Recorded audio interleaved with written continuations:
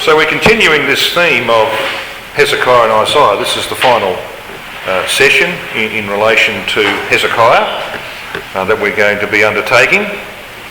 We're going to have a look now at the pattern for the latter days, the Gogian invasion. And we've laid the foundations for this, of course, already.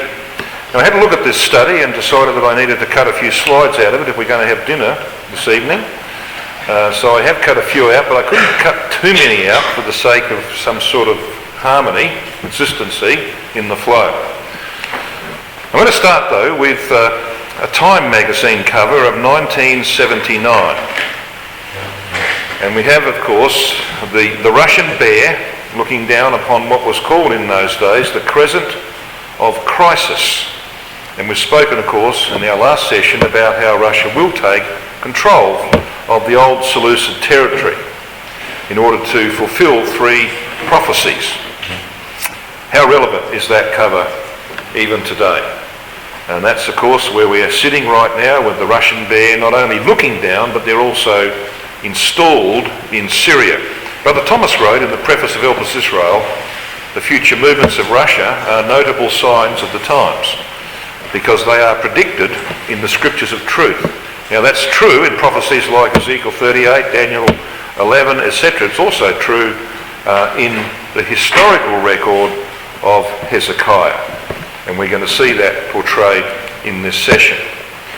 So the passage that I want to just focus on in 2 Kings 18 verse 7 is that passage which tells us that Hezekiah rebelled. I don't need to turn it up. It tells us that he rebelled against Assyria. So Ahaz, his father, had made the alliance. Hezekiah, when he came to power, decided that that wasn't an appropriate thing for Judah to be involved in. So he rebelled against Assyria. He was unfortunately to change his mind, as we're going to see. And we'll come to that in due time. But let's just reflect again on this phrase, the Assyrian in prophecy. We've been through the passages in Isaiah and Micah, and we looked at them. But I pointed out then, and I need to reinforce this, is that the context of these prophecies is very important. So, for example, in Isaiah 31 verse 8, then shall the Assyrian fall with the sword. In the next chapter, Isaiah 32 verse 1, could you join me in Isaiah 30? I'm going to be talking about Isaiah 30 to 35 in this next 10 minutes or so.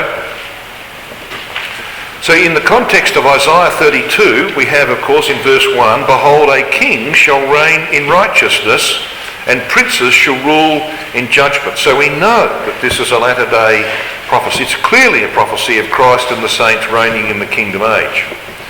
Isaiah 14:25 says, I will break the Assyrian in my land, and upon my mountains I will tread him underfoot.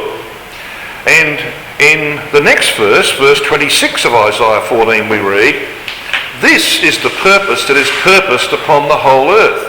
Now, it's not just about that historical event, it's what that historical event pointed to. Of course, the Assyrian was broken in the land when Sennacherib's army was destroyed, but that was to be a type. This is a prophecy upon the purpose of God upon the whole earth. And this is the hand that is stretched out upon all the nations. So we know it's a latter-day prophecy. Now there's a wonderful section in Isaiah that leads up to that historical portion from chapters 36 to 39. And then, of course, beyond that, we have the servant prophecies.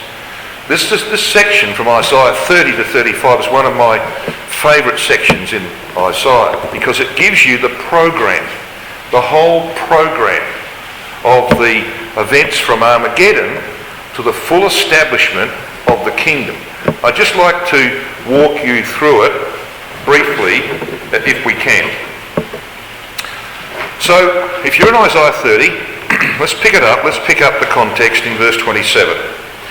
We could step back a little earlier. For example, we could go back to verse 25 and look at the words of the end of that verse, which says, this is the time of the great slaughter when the towers fall. That's Ezekiel 38:20. Every wall shall fall to the ground. That's the time period we're in, you see. And we read then in verse 27 these words, "Behold, the name of Yahweh cometh from far, burning with his anger, and the burden thereof is heavy. His lips are full of indignation, and his tongue is a devouring fire." Now this is about Armageddon. It's clearly about Armageddon. And of course we looked at verse 31 and we saw that through the voice of Yahweh shall the Assyrian be beaten down, which smote with the rod. So there's no doubt when you look at Isaiah 30, it begins with this subject of Armageddon. Now that goes through to chapter 33, verse 17. Now between chapter 30 and 31 and 33, you have chapter 32. Remember how he pointed out that it begins with, "Behold, a king shall reign in righteousness." So the very first thing that Christ does, when he's destroyed the Gogian host on the mountains of Israel through the great earthquake, is he's got an exalted Mount Zion. He puts the throne of David at the foot of it. He begins, that's when the kingdom actually starts. By the way, that's where the 1,000 years of his reign starts. You want proof of that? You need to look at Revelation 20, verses 4 to 6. Because it says of the saints that they live and reign with Christ for 1,000 years. So when did that start? It starts at the time of the defeat of the Gogian host on the mountains of Israel. That's when he places the throne of David there. And we know this is true from Psalm 2. Because when the revolt of the Catholic nations begins, Yahweh says, "For I have set my king upon my holy hill of Zion." So he's there as king. So the 1,000 years begins with the setting up of the throne of David. Of course, the next 40 years after Armageddon is a judgment period. This is the period of subduing the nations. But he has his kingdom. He's got the nucleus of the kingdom there in the land of Israel. So that's just a point, by the way.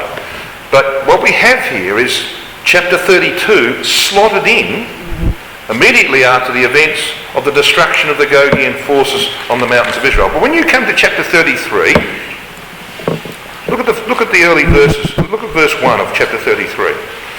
This is like a filling out of what we've already read. "Woe to thee that spoilest, and thou wast not spoiled." I mean, you can see the language, can't you? "And thou that dealest treacherously, and they dealt not treacherously with thee. When thou shalt cease to spoil, thou shalt be spoiled.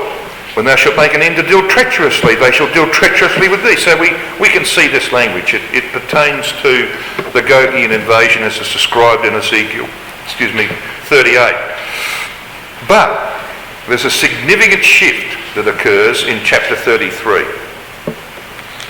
If you come to verse 18 of chapter 33 of Isaiah, we've just been told that some passed through the fire. Maybe I should just take you back to verse 14. "The sinners in Zion are afraid, fearfulness hath surprised the hypocrites. Who among us," this is the question asked, "who among us shall dwell with the devouring fire?" Now we know what that is because it's just described the events that have to do with Armageddon. Yahweh's breathes out fire and the destruction of the Gogian host. So who among us is going to dwell with the devouring fire? Are we going to be there that day? Or are we going to be the subjects, the victims of it, as unfortunately some will be? "Who among us will dwell with the devouring fire? Who among us shall dwell with everlasting burnings," or age-lasting burnings? So that's the background. But those who do survive the fire are described in verse 17. It says of them, "Thine eyes shall see the king in his beauty. They shall behold," what it calls here in the King James, "the land that is very far off." And that's not a really good translation. Rotherham translates it this way: "They shall see a land that stretcheth afar." This is the land promised to Abraham. A land that stretcheth afar. So up to this point you can see, can't you? You can see this is where the saints are involved. They're part of the judgments. They deal out the judgments upon Gog. They're there to share the rulership of Christ when he sets the throne of David in its place. And of course, flowing from that, ultimately is going to become the millennial peace as described at the end of chapter 32. But there's a change. There's a shift here. And that shift occurs in verse 18 of chapter 33. Thine heart shall meditate terror. Where is the scribe? Where is the receiver? Where is he that counted the towers? The word towers, first used in the Bible, Genesis 11 verse 4. The Tower of Babel. And what happens here, and you can check this out for yourself, there are certain words used in this context from verse 18 onwards that are drawn from Genesis 10 and 11. And you don't find them in too many other places, okay? It's telling us something. There's a shift. For Christ and the saints now, having dealt with Gogian the land and cleansed it and done what they need to do, now they turn their attention to the harlot system, Babylon the Great. And that's what chapter 34 is all about. I mean, even the language of chapter 33 is clear. You come down to verse, let's just say verse 19. Thou shalt not see a fierce people, a people of a deeper speech than thou canst perceive. The most diverse languages, they say, are Hebrew and Latin. Okay, Hebrew and Latin. Totally diverse languages. That word speech is safar. It's first used in the scripture in Genesis 11 verse 1. They were all of one speech, and Nimrod's rebellion confused that speech, that tongue, right? Confused it. Even the words in verse 20, not one of the stakes thereof shall ever be removed. That's the word journeyed in Genesis 11 verse 2. Have a look at the trading of this power in verse 21. But there the glorious Yahweh will be unto us a place of broad rivers and streams wherein shall go no galley with oars. And it goes on in that kind of language, talking about the destruction of the trading, the religious trading of the Catholic system, which is the subject matter of Revelation 18. So the language shifts, because this section of scripture is actually about the overthrow of Babylon the Great. And that's going to take 40 years overall, but it's the last 30 years of that. This last 30 years. So you see this chart behind me?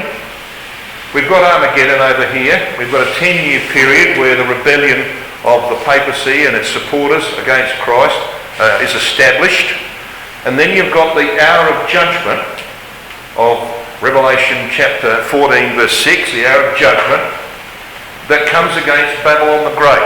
Now this is what Isaiah 33 verse 18 to 34 verse 10 is all about.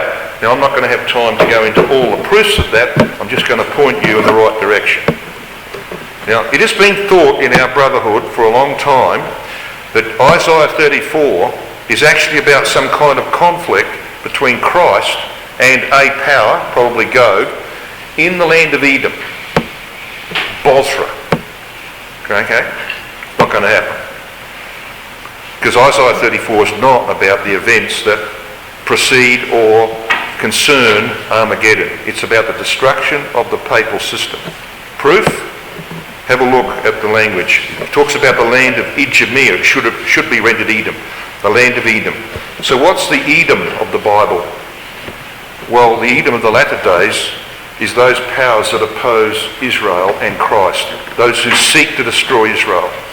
And so Brother Thomas in Eureka deals with this quite extensively and shows and demonstrates that the Edom of these prophecies is Catholicism, latter-day Catholicism, the Jew haters, those who want to destroy Jacob, just like Esau wanted to kill his brother.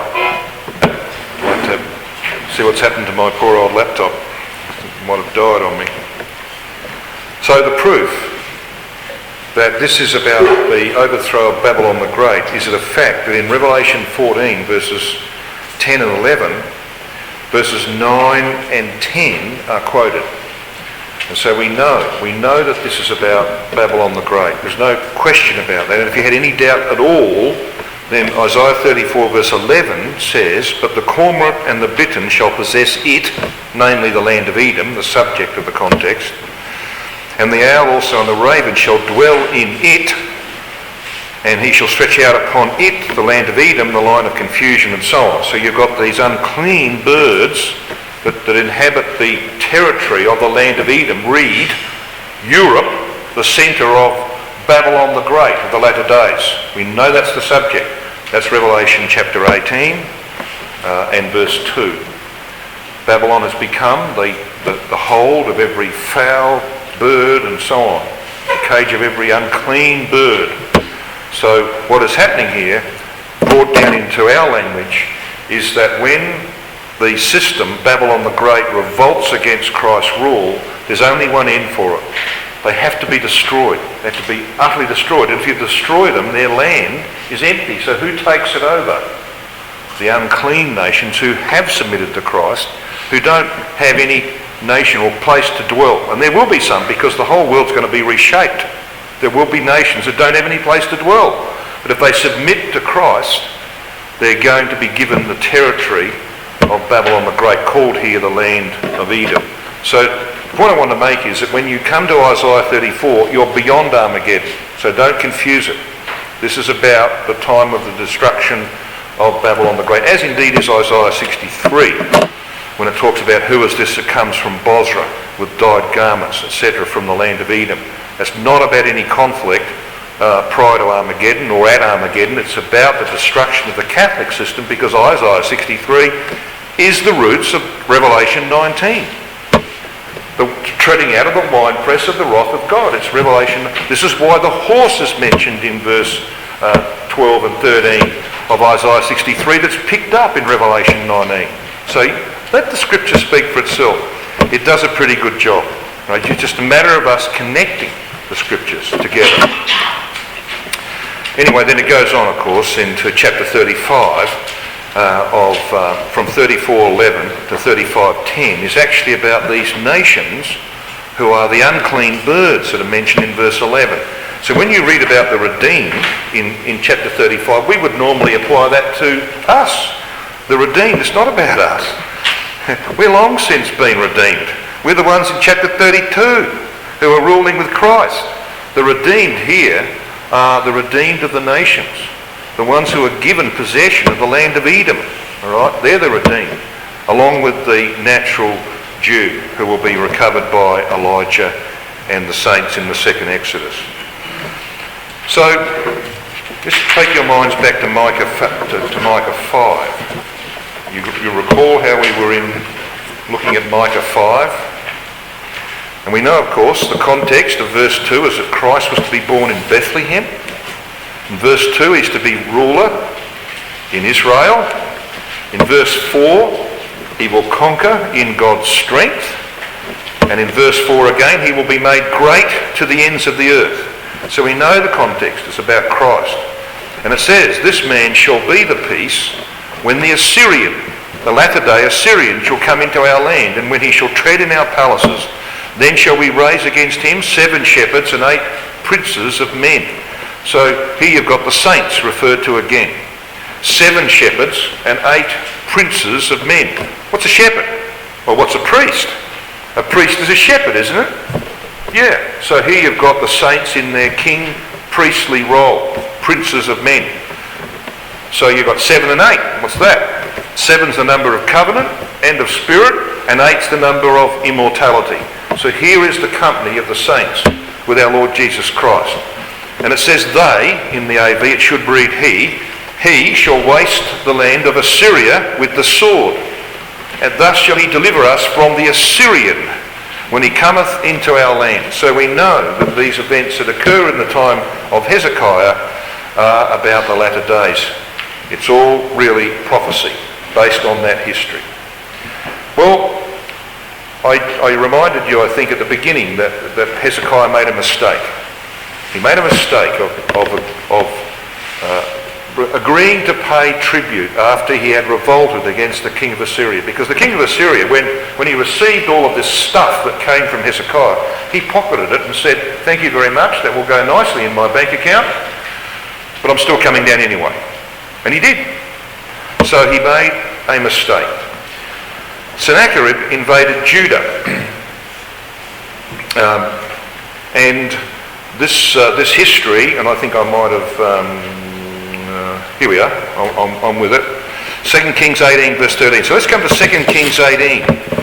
We read in that record, I think, a little earlier, that it was in the 14th year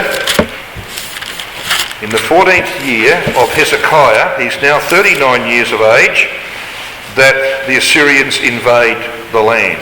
2 Kings 18 and verse 13 tells us that. And we read that this man Sennacherib has decided that he's going to come down. Now Sennacherib means sin, and sin is not sin transgression in this context. Sin was the name of the moon god that Abraham once served. And so in Ur the Chaldees, sin, that is the moon god, has multiplied the brothers, is the meaning. He's the son of Sargon. And he comes down, and according to Assyrian inscriptions, they took 46 cities in all. And the invasion went a little bit like this. The first invasion, BC 700, captured those 46 cities. And so he takes these 46 cities. The first invasion was BC 700. You've got some sun there, David. That's a problem, isn't it? He receives a ransom and retires to Nineveh.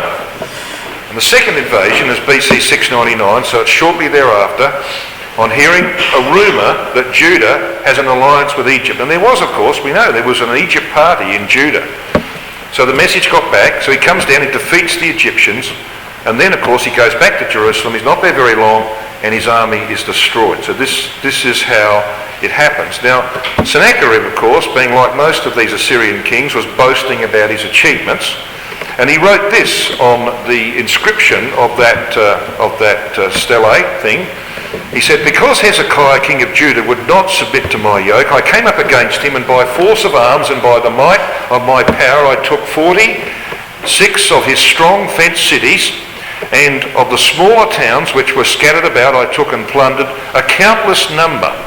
From these places I took and carried off 200,156 persons, old and young, male and female, together with horses and mules, asses and camels, oxen and sheep, a countless multitude. And Hezekiah himself I shut up in Jerusalem, his capital city, like a bird in a cage, building towers round the city to hem him in, and raising banks of earth against the gates so as to prevent escape." Rubbish. He's telling lies.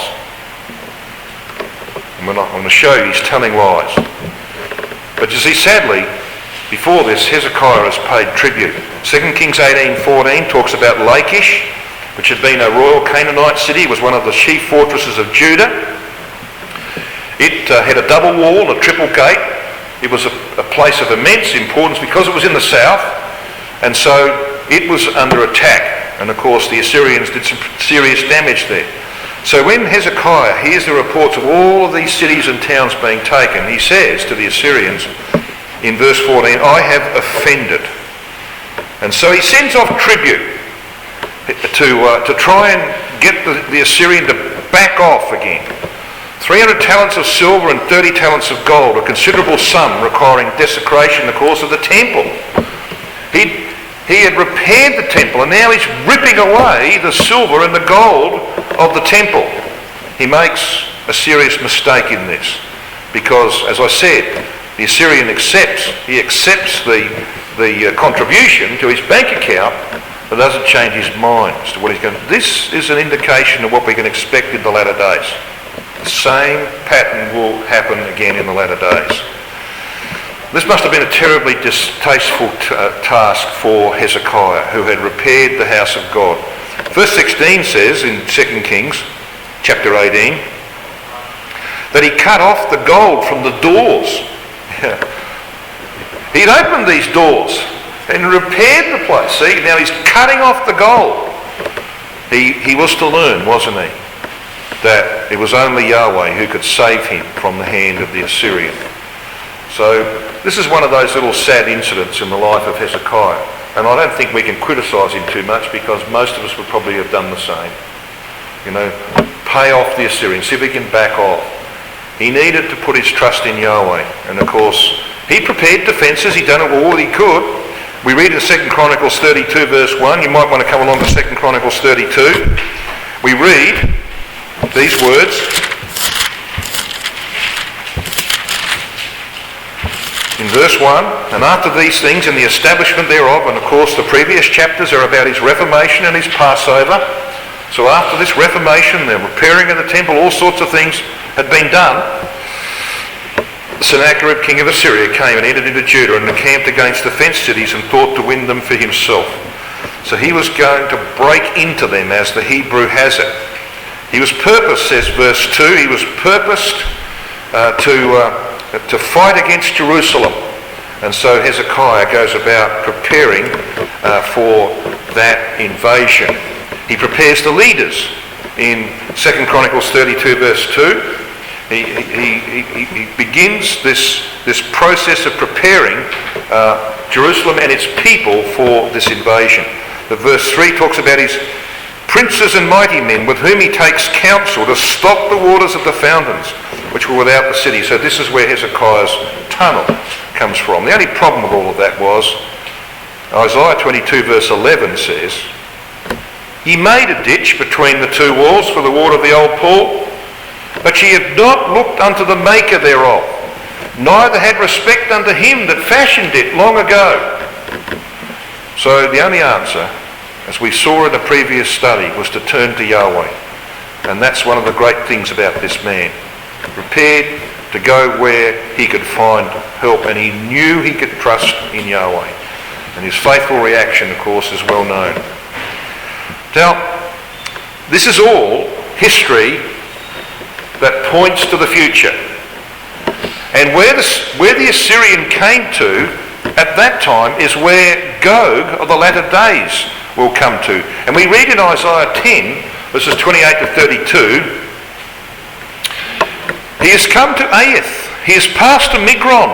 At Michmash he hath laid up his carriages. They are gone over the passage. They have taken up their lodging at Geba. Ramah is afraid. Gibeah of Saul is fled.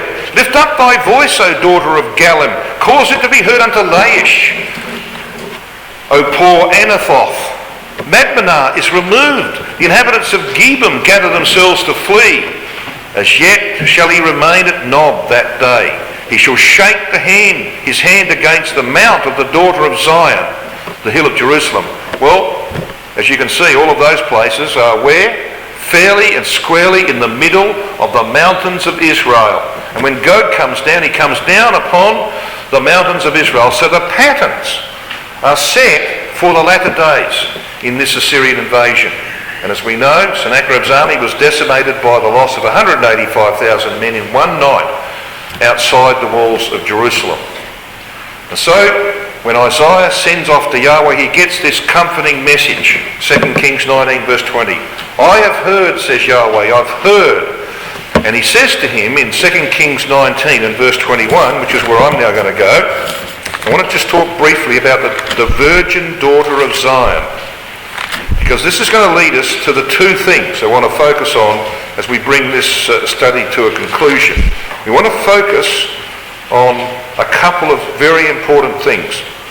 2 Kings 19 and verse 20. "Then Isaiah the son of Amos sent to Hezekiah, saying, Thus saith Yahweh, God of Israel, that which thou hast prayed to me against Sennacherib, king of Assyria, I have heard.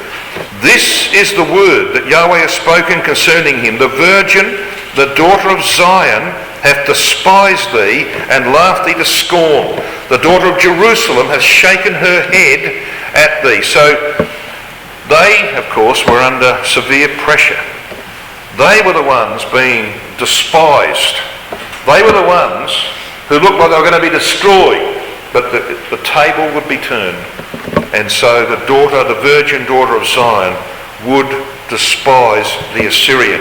They would mock them. Sennacherib's mocking would be turned back upon himself. So what about this phrase, the virgin daughter? Well, it's an interesting phrase because even Babylon is called a virgin daughter. You know that? Isaiah 47, Babylon is actually called a virgin daughter. It actually means those who are undefiled. In other words, the invasion is not going to overtake them. They're not going to be defiled by it. It looks dangerous, but they're not going to be defiled by it. So until Babylon was taken into captivity, they were a virgin daughter. That's the status of Jerusalem. This power is not going to come into Jerusalem. And this is the message. He's shaken her head at thee. You've reproached them, whom thou hast reproached and blasphemed, and against whom thou hast exalted thy voice, lifted up thine eyes on high, even against the Holy One of Israel. So here was this power of Assyria that was boasting about their capture of other powers, that their gods couldn't save them. They were full of pride and arrogance, and that was going to be overthrown. Now I'm saying this because this is the character of the latter day Assyrian, is it not? If you had to point to someone in this world today who was full of pride, national pride, and is dangerous to Israel, who would you point to? I think I know who I would point to. Vladimir Putin. So this is telling us something about the future. And of course, they boasted, and these are the slides I left out, by the way, on my laptop, so you're going to have to sort of endure as I just very quickly run through them. They boasted, but all of those boasts would come to an end. The record is set straight by God, here in this record of 2 Kings 19. Hast thou not heard, he says, so Yahweh rebukes the Assyrian for his ignorance and his temerity, that I determined this a long time ago, of ancient times, that I have formed it. I've known you, he says in 2 Kings 19:26. You're of small power. And so God is saying that he knew all along that this was going to happen, and he's going to actually bring this power to its end. I know thy abode, he says, and thy rage against me, and thy tumult. So this is what we read in the bulk here of 2 Kings 19. And he's going to intervene. Now this is the passage that I wanted to pick up. 2 Kings 19 verse 28. Look at it. Because thy rage against me and thy tumult has come up into mine ears, therefore I will put my hook in thy nose, and I will turn thee back by the way which thou camest. So what quotation are you going to have in your margin there? Ezekiel 38 verse 4. It is the language of the latter day Gog, isn't it? I'll put hooks in thy jaws, and I will turn thee back. So that's the quotation you need there. So this bridle that he talks about, of course, is a bit for camels in those days. And in verse 29 he talks about a sign, and this shall be a sign unto thee. Ye shall eat this year such things as grow of themselves. So he gives a sign to the virgin daughter of Jerusalem. And this is where the subject of the remnant begins. So there's two things I want to focus on. I want to focus on what Gog will do when they arrive at the walls of Jerusalem, because the pattern was set historically here. I want to focus on the remnant that are going to survive in that day, the remnant of the Jews who will be holding out in that city. So he tells them that there is going to be an escape for the remnant. They're going to eat the things that grow themselves, and they'll plant vineyards. And then in verse 30 he says this, and the remnant that is escaped of the house of Judah shall yet again take root downward and bear fruit upwards. So here we've got, as the RSV describes it, a surviving remnant. Of course it's an allusion to the name of Isaiah's son, Shear-Jashub. A remnant shall return. The zeal of Yahweh will redeem, verse 31. For out of Jerusalem shall go forth a remnant, and they escape out of Mount Zion. The zeal of Yahweh of hosts shall do this. Of course, that's similar language to Isaiah 9 and verse 7. Now here's the verse 32. Therefore thus saith Yahweh concerning the king of Assyria, he shall not come into this city, nor shoot an arrow there, nor come before it with a shield, nor cast a bank against it. That's why I said that Sennacherib's inscription was rubbish. Because he said, we built towers against the wall and we put banks up. God says they won't do it. They didn't have time. They will not have time, and neither will Gog. And so we want to just explore this a little. Verse 34, God says, for I will defend this city to save it for mine own sake and for my servant David's sake. So because of his covenants to David, he was going to save the city, and a remnant would come out of that city and survive this Assyrian invasion. Now we know what happened to Sennacherib. He was to go back to his own land. And if you have a look at verse 37 of chapter 19 of 2 Kings, it says, it came to pass as he was worshipping in the house of Nisroch his god, that Adramelech and Sharezer his son smote him with a sword. That happened 20 years later. went back, and it was 20 years before his sons killed him, and Esarhaddon, his son, took over the reins. Whew. All that just to get here. All right, we're going to finish off on this. Now, you've seen these slides before, events leading to Armageddon. So we have the many ships of Daniel 11, and they come down the coastal strip of Syria, Lebanon, Israel, into Egypt. All right, this is Daniel 11, 41 and 42. From Turkey down into Egypt. Gog conquers Egypt and becomes a cruel lord. They destroy the ships of Tarshish that will come in from Gibraltar. They're destroyed by an east wind. It's a reference to Gog's destruction of the British Navy. So they have to go down the bottom of Africa and come up through the Persian Gulf where their principal allies are. So the Western nations, as we call them, the Tarshish powers, fortify Jerusalem. Russia, or Gog, ensconced in Egypt, hearing tidings from the east, which is the activity of Christ and the saints, over in the area of the Sinai Peninsula, and tidings from the north, the news from Jerusalem about the arrival of the Tarshish powers. They go back to Jerusalem. Christ and the saints, of course, then move in behind. The Gogian forces left behind in Egypt are destroyed. So there's the beginning of the smiting and healing of Egypt. And then, of course, some of the Jews, many of them Russian Jews doubtless, are taken into captivity because their army is defeated. Then Gog is victorious in the land. But then we know what happens. Christ and the saints advance through the wilderness. They come up through the land of Edom and cross over the Jordan from the east like the rising sun, and their arrival at the Mount of Olives precipitates the great earthquake. We're all very familiar with that. Armageddon occurs, of course, and the Russian forces are destroyed. Let's dig into the detail a little bit.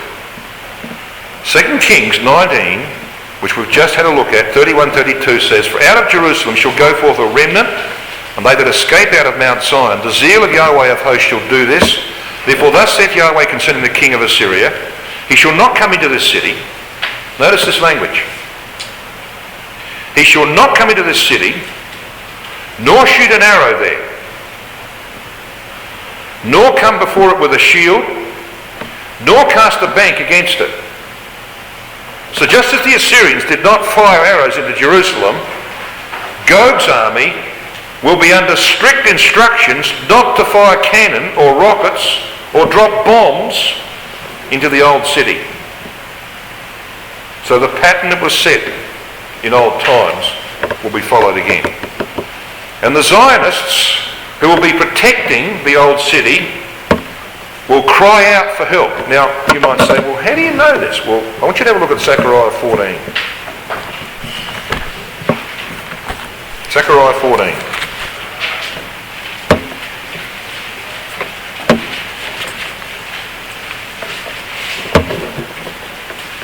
Verse 2. "I will gather all nations against Jerusalem to battle, and the city shall be taken, and the houses rifled." So what portion of the city do you think he's saying will be taken? You've been to Jerusalem? You've been to Jerusalem, you know that the city is spread out to the west. Spread right out to the west. And that will be taken by the Gogian forces. But read on. "The houses rifled, the women ravished, and half of the city shall go forth into captivity, and the residue of the people shall not be cut off from the city." What that is telling us is that the Jews will fulfill their promise that they made in June 1967. You know what promise they made? They said, "We will never ever leave this place." They meant the old city. They meant the Western Wall and the Temple Mount. "We will never leave this place until the last drop of Jewish blood. We'll die here."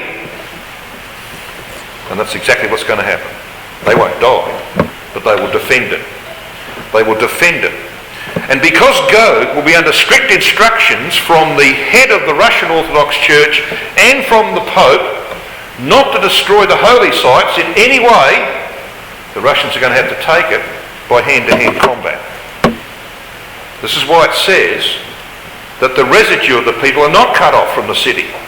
So what will not fall is the old city of Jerusalem, the same area that we're reading of in Hezekiah's record. The city that Hezekiah once ruled, that will remain in the possession of the Jews. But in that city will be people who are defending that city, who will go through a process. They will have confidence in themselves to begin with, but when they are in this situation, they will realise that they're not going to succeed in their own strength. Isaiah 30 verse 19 says, "For the people shall dwell in Zion at Jerusalem, thou shalt weep no more. He will be very gracious unto thee at the voice of thy cry. When he shall hear it, he will answer thee." Hosea 14, 1-3 says, "O Israel, return unto Yahweh thy God, for thou hast fallen by thine iniquity. Take with you words, and turn to Yahweh, saying to him, Take away all iniquity, and receive us graciously, so we will render the calf of our lips. Asher," which means Assyria, "Assyria shall not save us. We will not ride upon horses, neither will we say any more to the work of our hands, Ye are our gods, for in thee the fatherless findeth mercy." This is the spirit that's going to animate the remnant that are holding out in the old city. Like their ancient counterparts, the Gogian army will camp in this valley as they lay siege to the old city, being held by a remnant of Jewish defenders. Now, how many men do you think you might need? You've captured the rest of the land, you've got your soldiers out there controlling the rest of the land.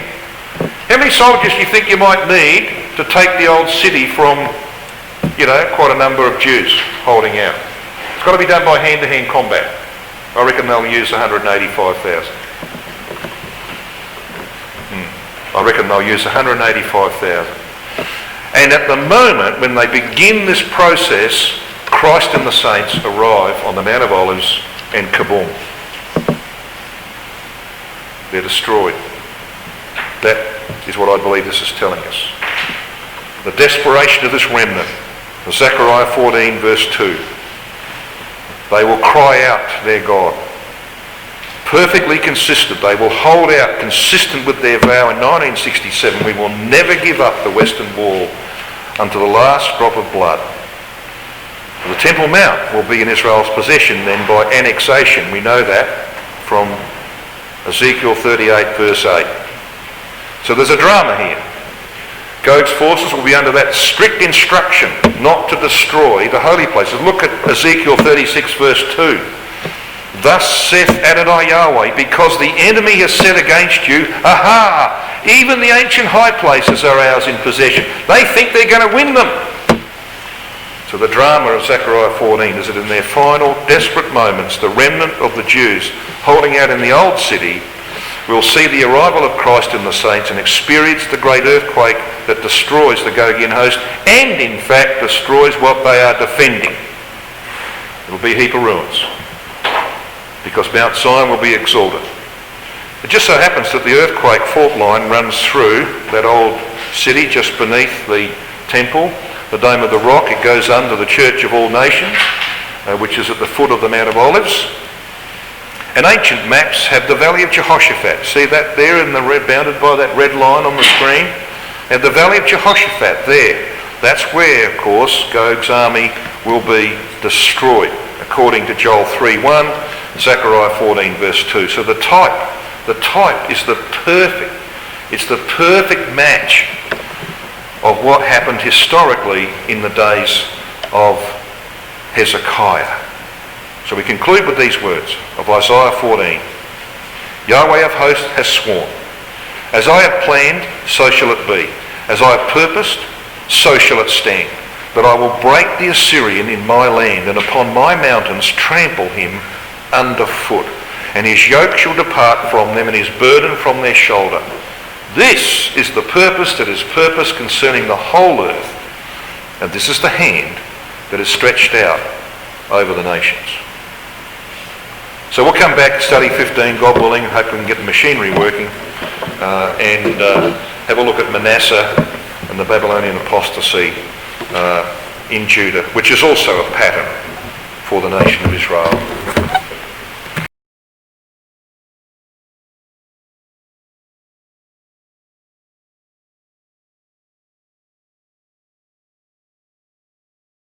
BibleTruthandProphecy.com is a worldwide collaboration by Christadelphians to help promote the understanding of God's Word to those who are seeking the truth about the human condition and God's plan and purpose with this earth and with mankind upon it.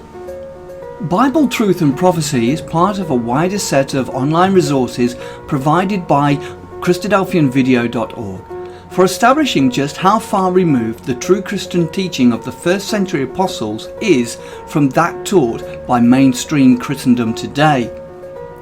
BibleTruthandProphecy.com is very much a standalone website, but benefits from our vast network of sites and resources and social media. Here are just a few of the things that BibleTruthandProphecy.com offers. We have a good number of written articles supplied to us from brothers from all over the globe. These deal with first principle issues, creation versus evolution, the inspiration of the Bible, and so much more. We have a whole section of video study series. These are studies that have been posted onto our YouTube channel, but because of the difficulty of the search feature within YouTube, we have chosen to host on Bible Truth and Prophecy. So now every video you search for within the site, you can be guaranteed that it will be of a Christadelphian nature.